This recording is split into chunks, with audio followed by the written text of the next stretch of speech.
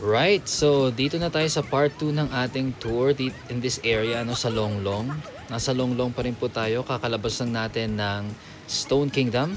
At maglalakad tayo papunta dun sa isang tourist spot na tinatawag nating Tamawan Village. This would be my first time as well going there. So hindi ko alam kung ano yung makikita dun sa Tamawan Village. I think may mga houses lang yata dun na mga, alam mo yun, mga ancient or olden houses. So hindi ko talaga rin alam. Kaya punta tayo doon. Malapit lang siya, guys.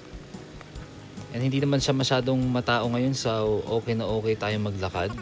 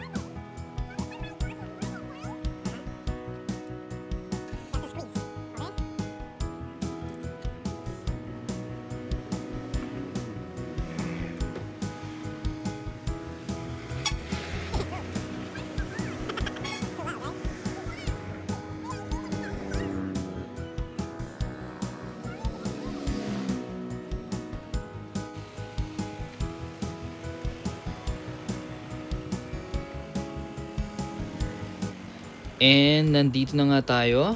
Yes, that is less than 10 minutes. Yes, so kung galing ka ng Stone Kingdom, pwede kang pumunta dito less than 10 minutes. Pero I would suggest na unahin nyo muna tong dito sa Tamawan Village.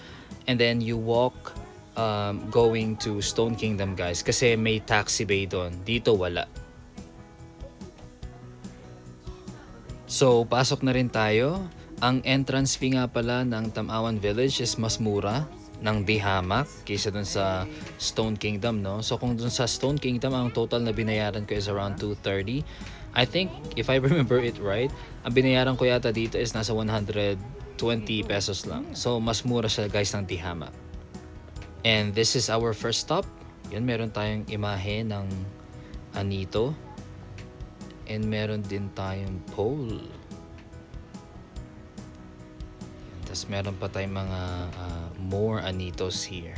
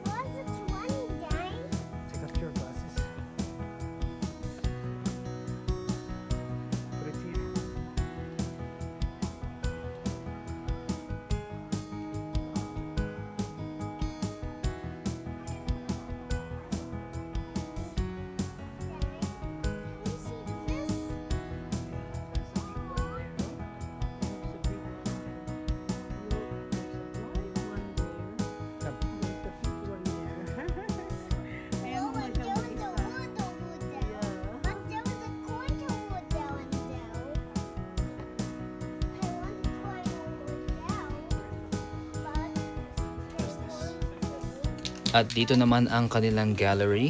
So nandito lang ang mga paintings, and meron din tayong cafe here. Yan, Tamawan Cafe. Hindi na rin tayo papasok dyan at kakain kasi hindi ko alam yung mga pwedeng ma-order din dito, no? And medyo maaga pa naman, kaya tatapusin muna namin yung tour namin before kami kumain. So dito muna tayo sa kanilang gallery, art gallery. Okay. So medyo mga modern na ang mga paintings dito. Sana yung mga paintings na nilagay nila dito is yung mga luma, no? Sana. Yung mga siguro 1990s na painting, gano'n. Tapos ang dinedepict is yung culture mismo ng mga Cordillerans.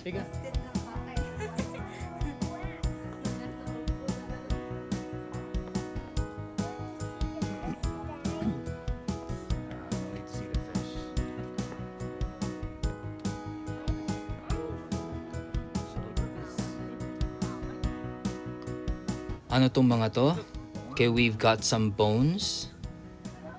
Bones of animals. So, I think pinipicture nila dito na nag-hunt ang mga Cordilleran in the past at sinasabit nila yung mga buto, mga bones ng kanilang mga nahuli. Do you wanna get in? And meron tayo dito guys, house. It's a hut. Ganyan. So, pwedeng pumasok. Yung makiki-excuse muna tayo dito, no? Kasi dito sila nagchichikahan sa entrance mismo.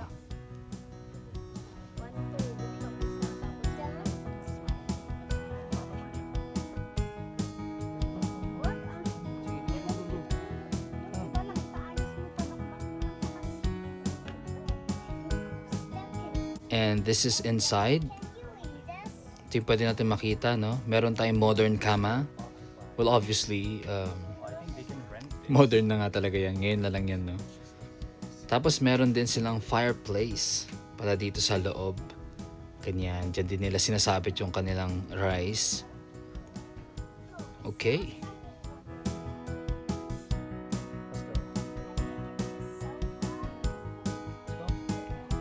And paglabas naman natin, ito ang ating makikita.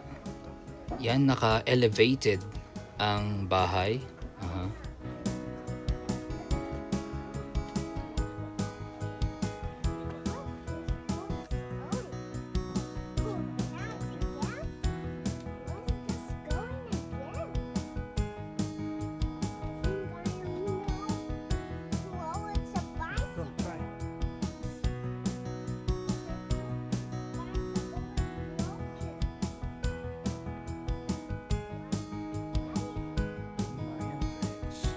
And nandito nga tayo sa pangalawang bahay. Ayan. So nandun ang entrance, naka-lock. Hindi ko nga din pala alam, no, kung bakit elevated yung mga bahay in the past. Tapos meron tayo ditong fireplace. And so natry ko na rin pala na matulog sa ganyang klaseng hut, no. Meron kaming church member. And they were generous enough to let us try kung paano yung feel kapag matutulog ka dyan. So, they are starting their business back then. So, kumbaga kami yung naging test subject, no? Kaya, napakagandang experience. Sobrang malamig sa loob. I remember, naka-jacket pa ako noon na natulog. Na nakakumot din. No? Sobrang malamig talaga. Ay, papasok yung hangin dun sa loob. So, kung interested din kayo na matry kung paano matulog sa ganyang klaseng hut, no, just tell me in the comment section, guys, and titignan natin kung paano yung gagawin natin. Kasi hindi ako sure kung they still continue their business or na-discontinue na. So, kailangan ko rin silang i-message regarding that. Let's go to Dreamcatcher.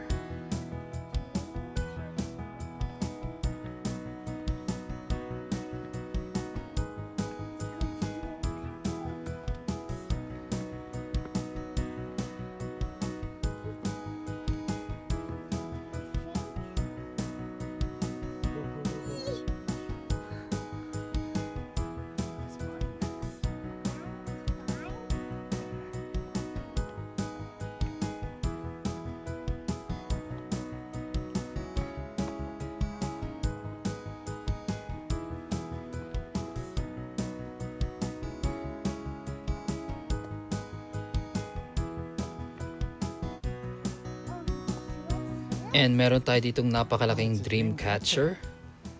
Ang na-catch ng dream catcher natin is a horn, I suppose. Hindi ko alam kung ano yan. Hindi ko rin actually alam kung saan kami pumupunta, no? Sinusundan ko lang kung ano yung directions na nandito. Talagang by instinct lang tayo, guys. Wala kasing mapa. Hindi ko alam kung may mapa ba dito or wala.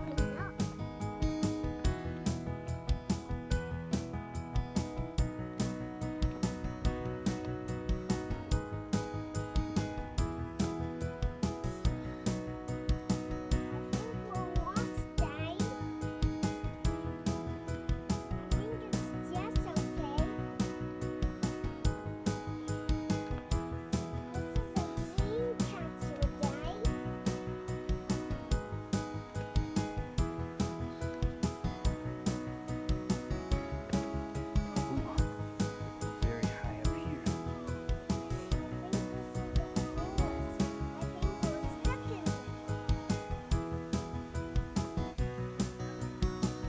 Now listen to the wind.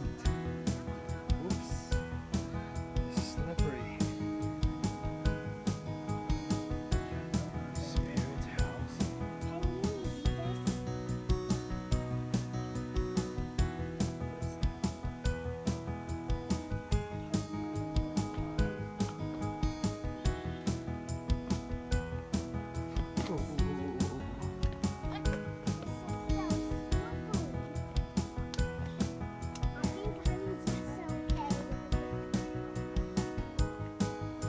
I told you.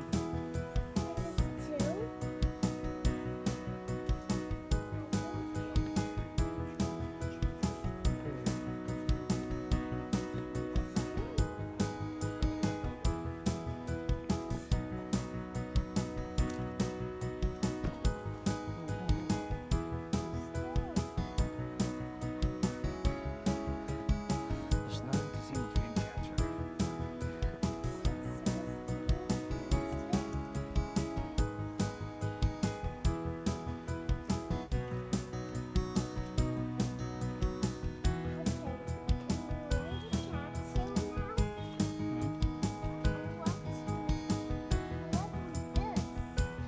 Viewpoint.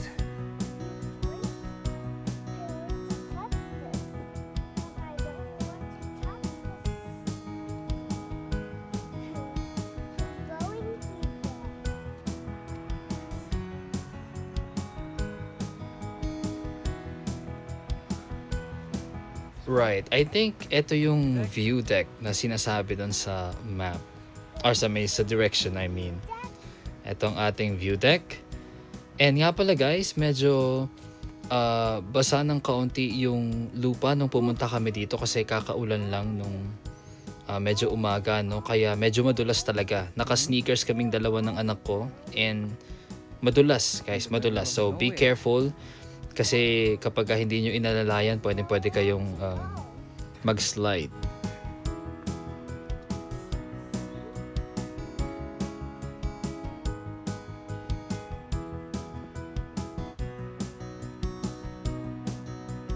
View deck. Where's the view deck? That's it. 1 and 2. It says 1 and 2. There should be 2 of them.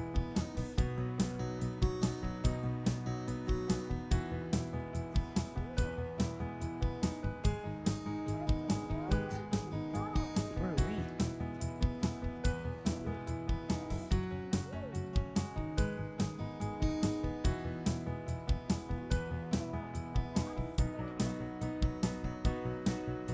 Whoa.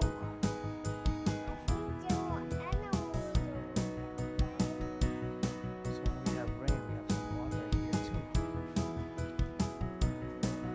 Yeah. We have to cross a stream.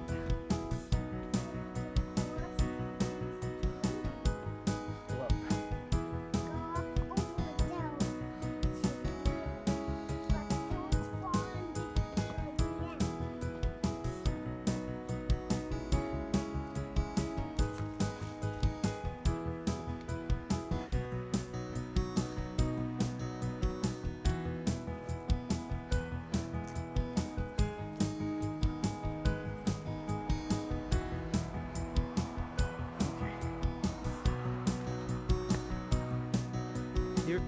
Your glasses, fix it.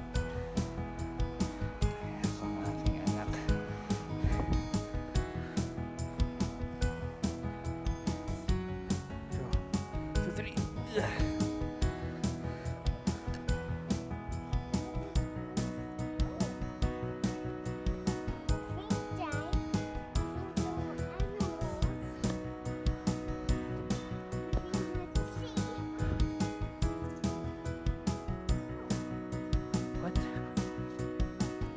Are we still in the village? Why are we here?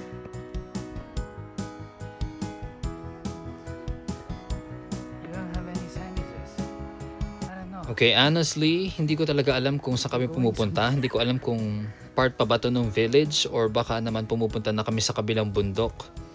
Pero sinusundan ko lang itong path na to, no, kasi mukhang dinadaanan palagi ng mga tao. So Boss, bro. I assume na ito yung right way dito papunta, siguro doon sa taas pa kung meron pa, no, kasi meron doon sa nakita ko may isa pang view deck daw eh. So baka nandito guys sa taas yung isa. We're almost on top.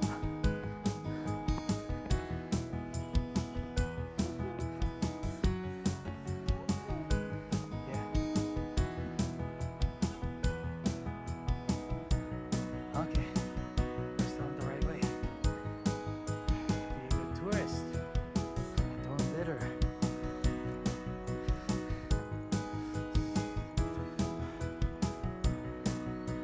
Okay.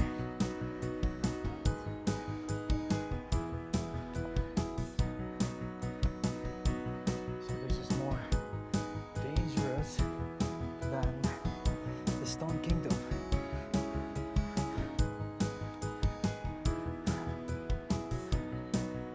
Still got nothing to see. Oh, so this is the end? Yeah. Oh, there's the map. And yes, nandito na nga pala tayo sa taas. So mukhang ito na yata yung pinakamataas. And meron din tayo ditong mapa. Very ironic, ang mapa natin is nandito sa may gitna. Sa may gitna talaga, no? Dapat sana maglagay man sila ng copy dun sa harap mismo para may idea kami kung saan kami pupunta. Baka meron laman, hindi ko lang nakita. So anyway, dinire-diretso lang din namin to. Again, sinundan lang din namin yung mga pathway.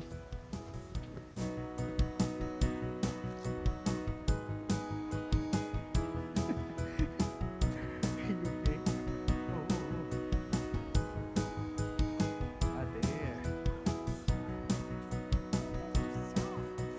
What did I see?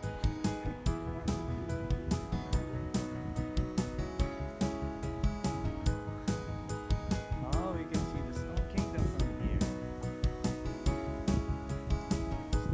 Kingdom.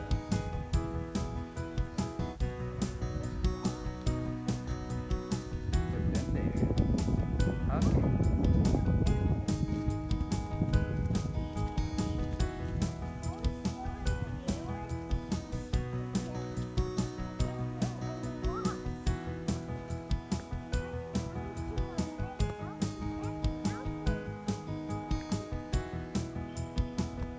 Ah, so this is it. This is the number 6. Right. But how can you take a selfie? There's no boom. There's no roof. Wait a second for me. Okay. Come. Yeah. And according to the map na nakita natin kanina, this is number 6. Okay, pero paano ko magpapahinga dyan eh? Walang But I like the bubong. trail.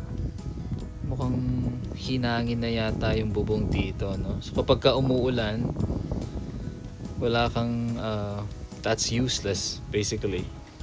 Hindi ka makakasilong dyan. Kailangan mo talagang dumiretso. I hope they have more landmarks. There, that's the village.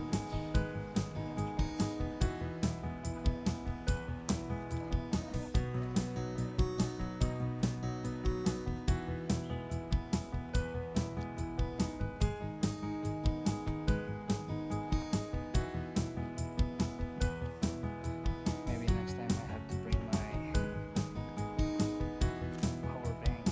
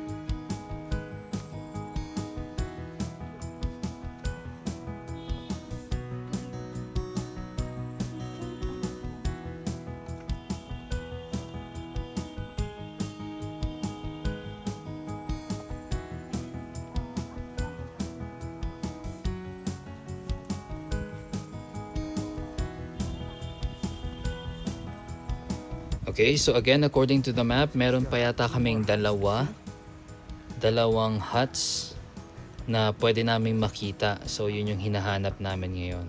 May mga anito din dito. Ano ba yan? And meron din dito. I don't know. This is that's from here.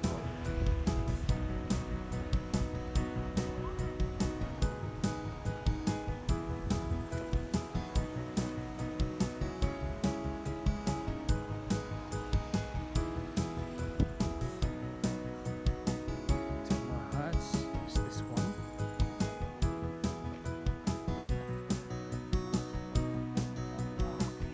Okay, so mukhang hindi naman yata ito bahay. May mga bones lang dyan sa taas. Pero I suppose ito na yung isa. And baka dito sa baba nandito rin yung isang hut na hinahanap natin. See the dream catcher.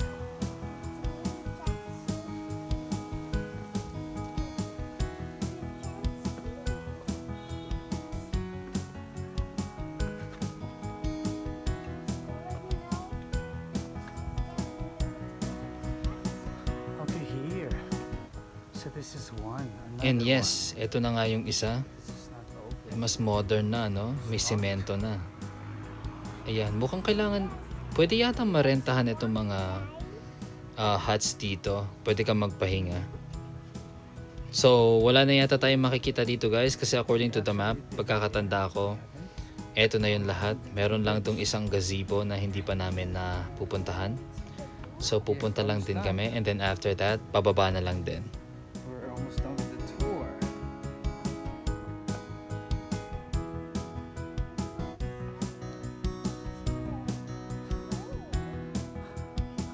View the Spirit House gazebo. Gazebo again. But this is the bridge, right? Kung doon ka mali.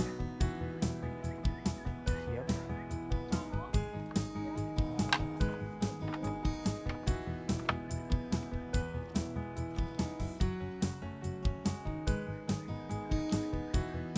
Okay.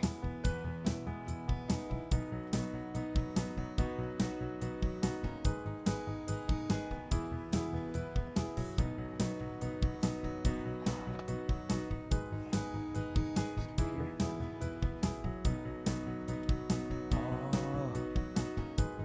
So mukhang dito na-float yung tubig. The water flows down. Oh no, I got a caterpillar, bro. Look.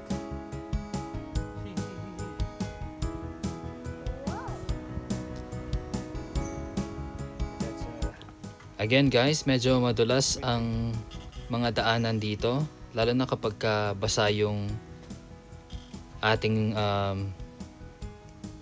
daanan. Kaya please be careful kapag pupunta kayo dito.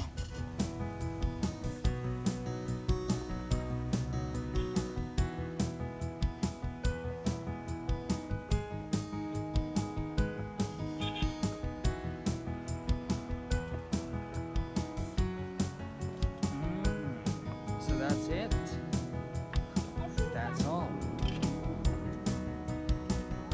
Here, bro. Yeah.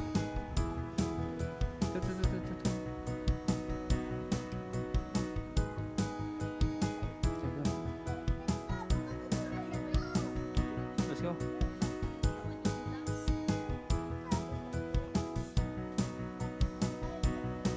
Let's go to gallery. Last stop.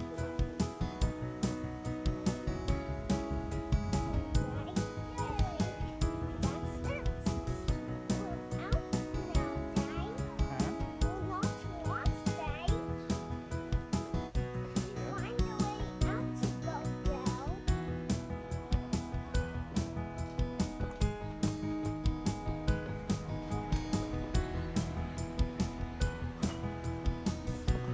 Let's climb up here.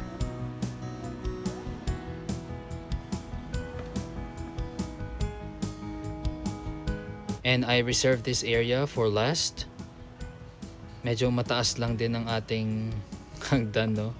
Paakyat. Hindi ko alam kung ano yung meron dito pero I think this is somehow connected dun sa cafe na. Oh yes, may daanan nga dito. So ano meron dito?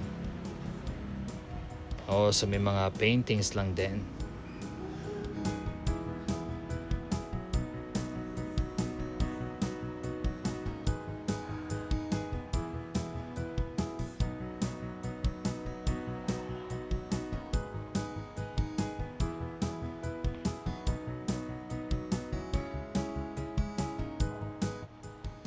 And this is the tree of life, rooted daw.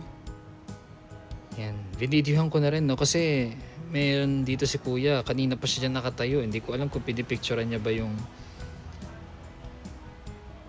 tree of life or what eh. So meron tayo ditong 2 shops. Oh, paintings. Okay, so pwede ka dito guys magpa-paint. Magpa-sketch, I mean. And this one is also a store.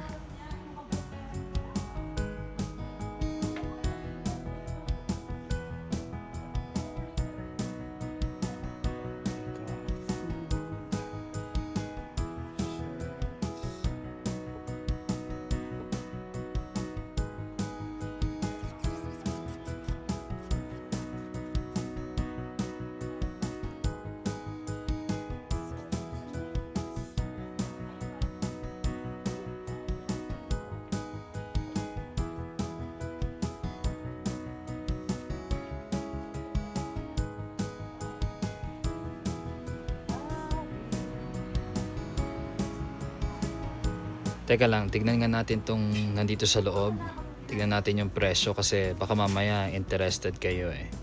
So ito ang presyo natin. 200, 300, 550, and 750. Ito guys ang mga examples. Sample ng mga na-sketch na. Yan, so magpapasketch si ate. Pero hindi ko natatapusin yan. Kasi medyo matagal kapag mag-aantay pa kami. And so, lalabas na rin tayo. And that is all for our Tamawan Village Tour.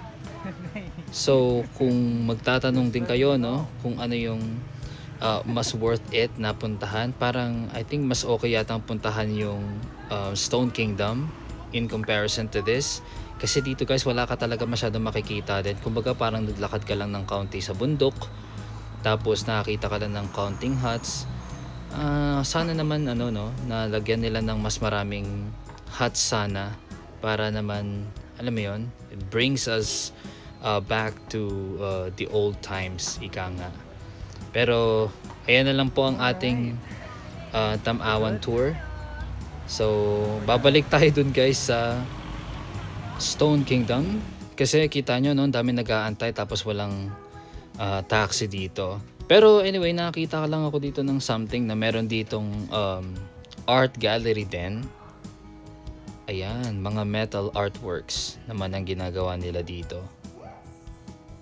Kaya dito sa taas. Let's go. Some metal works.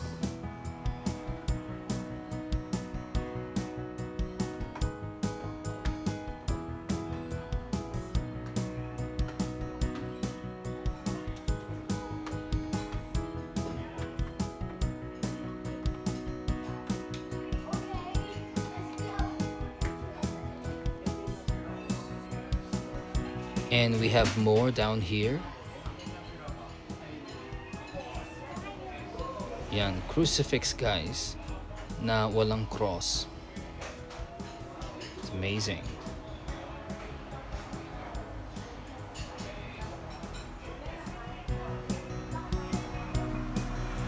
Come here, Ron.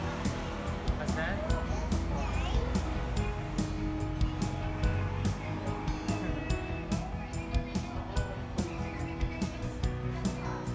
Big ants.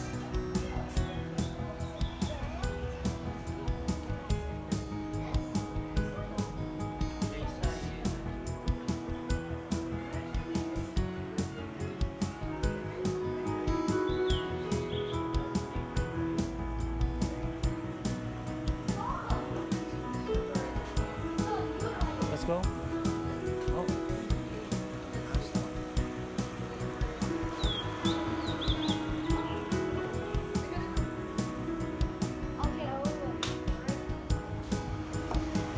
And so itong gallery pala na to is called Arco ni Apo Art Gallery. Nandito lang to guys sa halos tapat lang din ng Tamawan Village. So maglalakad na rin kami pabalik. And bubuhatin ko na tong aking anak kasi medyo napagod na to for sure.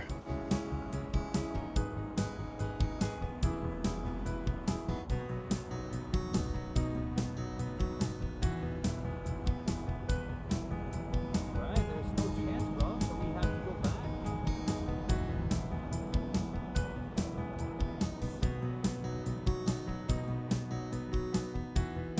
And even before we reach the taxi bay dito sa Stone Kingdom, meron na pong taxi na nagbaba ng pasahero before that, kaya tinake na rin namin yon pa uwi. So anyway, that is all for today. We'll see you again in the next one.